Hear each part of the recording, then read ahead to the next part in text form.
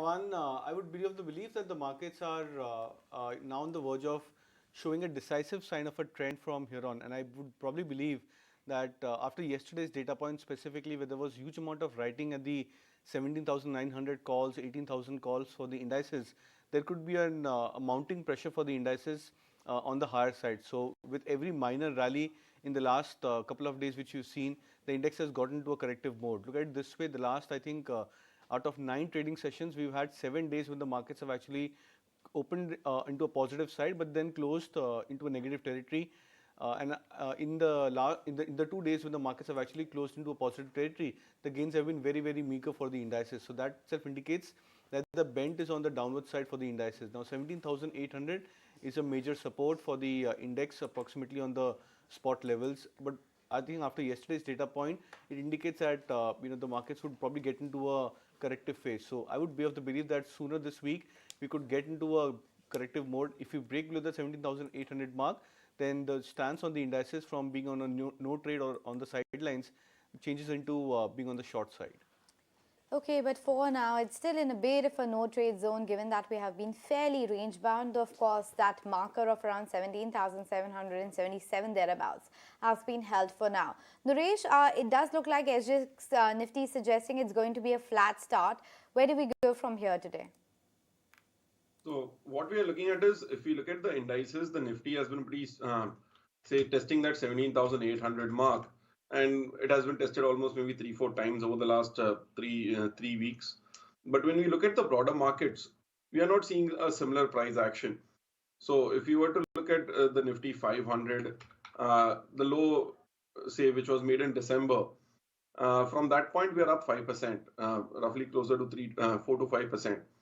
The small cap index is up 5-7% from those lows. So what we are seeing is the broader market is not confirming. So going forward, even if we break 17,800, I would not expect a sharp down move. Say a sharp down move would imply a 500, 800 pointer downtick, which looks difficult because the breadth has to confirm. The end of December, we saw all the indices taking a downtick. As of now, it is only the heavyweights which are taking a lot of pressure moves. So this is a slow drift, and this drift can change once we see momentum shifting. So for now, the bias remains positive. 17,600, 800 band should hold on. On the upside, 18,200, 250. Once that breaks, that is where the momentum shifts. In that period of time, we'll continue to see broader market action, stock-specific action, and sector rotation to continue. So overall, stock-specific views are positive at these prices. All right, let's find out what exactly it is that our chartists have picked out as individual stock recommendations then. And Kunal, take us through your top bets. So I'll still go with a buy stance on individual stocks, mix of mid caps and large cap name. First one is about IRB Infra, the stock looking quite strong about the 300 mark. In fact, over the last many weeks, the stock has actually managed to make a pattern of higher highs and higher lows, still protecting its 50-day moving average and trading above it consistently. Would suggest a buy with 330 as a near-term target, stop loss to be kept at 288. And the second would be a buy on Tata Motors. Have been bullish on the stock over the last many months as well. Would still expect the stock to get into a breakout mode. In fact, last week when the stock had given 2 days of strong price action, post had a mild consolidation, I think it's a good buy and dip strategy for Tata Motors even at current levels. So suggesting a buy, 450 as the target, stop loss at 400.